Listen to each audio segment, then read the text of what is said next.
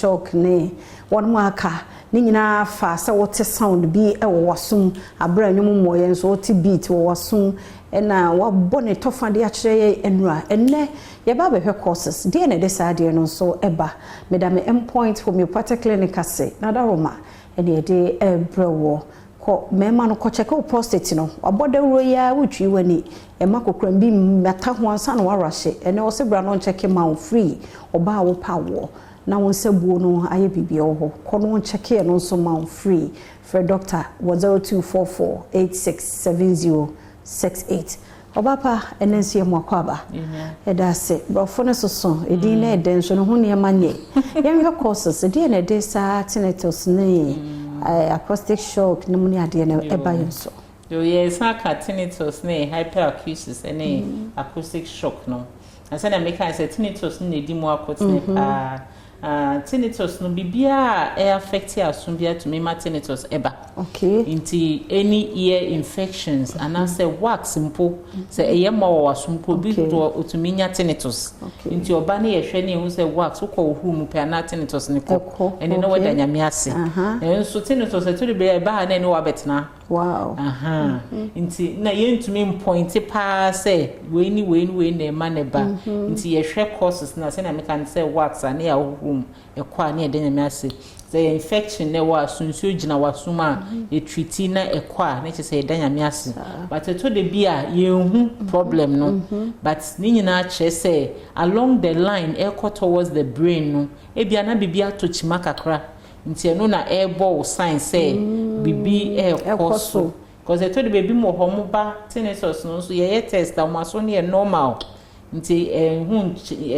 say tinnitus no your hearing loss nkwa the nam normal you to minya tinnitus now hearing loss yeah dear na face so ne bi wo hot say we infections there are some problems now noise noise and they didn't do so noise one of the main effects of causes of tinnitus pa intina ye pese ye kan ho asem no noise ne bi ye de he asori ye bo ntwene bo ye nsem na de asori ko ye ko speakers will be or market kra na ye the speakers akese na ma mi fo yi tinchen afo bedru fie na wasoma ye o chan o da so beat no wasum na fe so ya ye dia de hihye ya sum obi am be fe nsi wo nchen wa so watam bia hye wasum earpiece no me ade no hye earpiece wo de hye wasum the whole day na enwum no wo so kakra wo temi nchen na metia e say ya no odin dodo ma wo nti enu mu nyina ebre nse me kan say hair cells sa hair cells so ebre omo ejuma na se nti so omo bresa omo tumi tinnitus no eba nti enu mu eto de bi nso a enuro ni bi wo ho a bi wo da BP so ni ade BP enuro so a etumi tinnitus no nti enu sa doctor no hwe betumi eyi amao asesan enuro na amao afi bi say eyi ensanom ne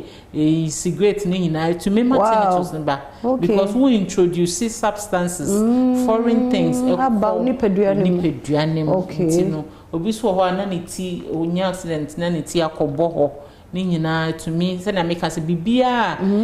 bibi tumi trochima wo 18 tinnitus no eba ye ka hyperacusis na eno de the same thing echo brain no so na bia na bibia atochima noise na say system ne ho atochima itumi ma hyperacusis no eba afi acoustic shock ne de say noise no anu odin wo bibia wo na ejuma wo ye na bi sudden noise no e wetumi ama wenya sa shock no e wo wasum wow hey we mu de ben ye no nika de ne sanu mani nyina ben ye bo ade mu dade mu pan ana ni nyina ben ye timesrew na wo twene ko nani mu na no ye behwe prevention no ni ade eni said ye tse be ye nyina bebo ye ho ban